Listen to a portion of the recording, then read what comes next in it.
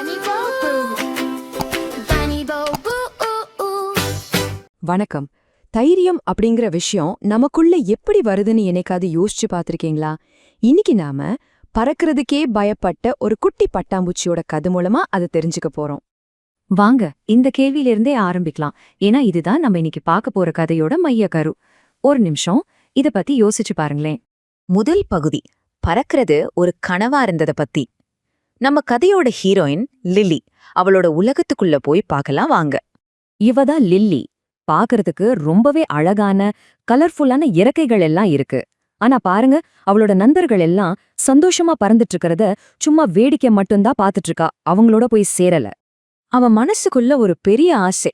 எப்படியாவது அவங்களோட சேர்ந்து வானத்துல பறக்கணும், அந்த சுதந்திரத்தை நாமளும் அனுபவிக்கணும்னு ரொம்பவே ஏங்குறா. அடுத்த பகுதிக்கு போகலாம். அதாவது பயத்தால எப்படி தரையிலே இருக்க வேண்டியதா போச்சுங்கிறது. ஆனா அவள ஒரு பெரிய பயம் தடுத்து நிறுத்திட்டு இருந்துச்சு. அவ மனசுக்குள்ள ஒரு குரல் கேட்டுட்டே இருந்துச்சு. ஒருவேளை என்னால முடியலனா என்ன பண்றது? நான் கீழே விழுந்துட்டா என்ன ஆகும்? இந்த மாதிரி ஒரு தன்னம்பிக்கை இல்லாத எண்ணம்தான் அவளோட இறக்கைகளை கட்டி போட்டு வச்சிருந்தது. அப்பாப்பா, ஒரு நாள் நல்லா காத்து அடிச்ச மதிய நேரம். எல்லாரும் ஜாலியா காத்துல பறந்துட்டு இருக்காங்க. ஆனா லிலி மட்டும் தனியா ஒரே ஒரு பூ மேல உட்கார்ந்துட்டு இருக்கா. இதுதான் அவ வாழ்க்கையிலேயே ரொம்ப சோகமான ஒரு தருணம். முழுசா தனிமையில இருந்தா. அவளோட கண்ணுல இருந்து ஒரே ஒரு சொட்டு கண்ணீர் கண்ணத்துல வலிஞ்சு ஓடுச்சு. அந்த நொடி அவ தன்னை ரொம்ப சின்னவளாகவும் எல்லாராலையும் ஒதுக்கப்பட்டவளாகவும் உணர்ந்தா. மூணாவது பகுதி ஒரு அறிவார்ந்த அறிவுரை. லில்லி இப்படி ரொம்ப சோகமா இருக்கிற அந்த நேரத்துல ஒரு வழிகாட்டி வராங்க. அவ பக்கத்துல ரொம்ப அனுபவமுள்ள வயசான ஒரு பட்டாம்பூச்சி வந்து உட்காருது. பாருங்க, இந்த சந்திப்பு தான் லில்லியோட வாழ்க்கையில எல்லாத்தையுமே மாத்த போற ஒரு டேர்னிங் பாயிண்ட்.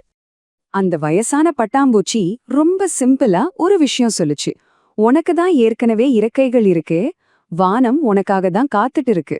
பாத்தீங்களா, இது ஏதோ மேஜிக் இல்ல, அவளுக்குள்ளேயே இருந்த சக்தியை ஞாபகப்படுத்துற ஒரு சின்ன உண்மை, அவ்வளவுதான். சரி, நாலாவது பகுதிக்கு வந்தாச்சு. இது நம்பிக்கையோட முதல் அடி.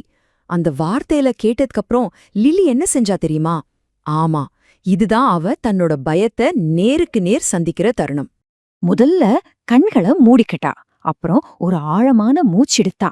மெதுவா தன்னோட இறக்கைகள் அசைக்க ஆரம்பிச்சா. அப்புறம் காத்துல மெல்ல மேல எழும்புனா. இதுல இருந்து என்ன தெரியுது?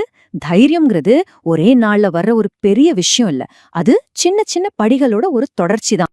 ஆரம்பத்துல அவ கொஞ்சம் தடுமாறினாதான். ஆனா அதுக்கப்புறம் இன்னும் உயரமா பறக்க ஆரம்பிச்சிட்டா. இது ரொம்ப முக்கியமான ஒரு விஷயம் இல்லையா? எடுத்த உடனே எல்லாம் சரியா வராது. அந்த போராட்டமும் வெற்றியில ஒரு பகுதிதான். அடுத்த பகுதி ஒரு புதிய பார்வை. அவளோட அந்த முதல் பறக்கிற அனுபவம் அவளுக்கு ஒரு சூப்பரான பரிசை கொடுத்துச்சு. அது என்னன்னா, இந்த உலகத்தையே ஒரு புது கோணத்துல பாக்குற வாய்ப்பு.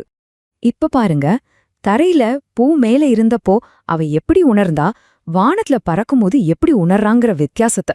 அவளோட பயம் தைரியமா மாறிடுச்சு. தனிமை இப்போ சந்தோஷமா ஆயிடுச்சு. எவ்ளோ பெரிய மாற்றம் இல்லையா? தன்னோட பயத்தை ஜெயிச்சதுனால அவளுக்கு பறக்கிற சக்தி மட்டும் கிடைக்கல. அவ ஏற்கனவே வாழ்ந்துட்டு இருந்த அந்த தோட்டத்தோட அழகு மேலிருந்து பார்க்கும்போதுதான் அவளுக்கு இன்னும் பிரமாதமா தெரிஞ்சது. அப்போ லில்லியோட கதை நமக்கு என்ன சொல்லிக் கொடுக்குது? ரொம்ப முக்கியமான ஒரு பாடம். முதல்ல உங்களை நீங்க நம்புங்க. ஏன்னா உங்க பயத்தை விட நீங்க ரொம்பவே சக்தி வாய்ந்தவங்க. சரி, கடைசியா இந்த ஒரு கேள்வியோட அந்த பகுதியை முடிக்கிறேன். உங்க வாழ்க்கையில உங்களுக்கு அந்த மாதிரி ஒரு அறிவார்ந்த அறிவுரை கிடைச்சிருக்கா? இல்ல நீங்களா எடுத்த ஒரு நம்பிக்கையோட முதல் அடி எதுவா இருந்துச்சு? கொஞ்சம் யோசிச்சு பாருங்க.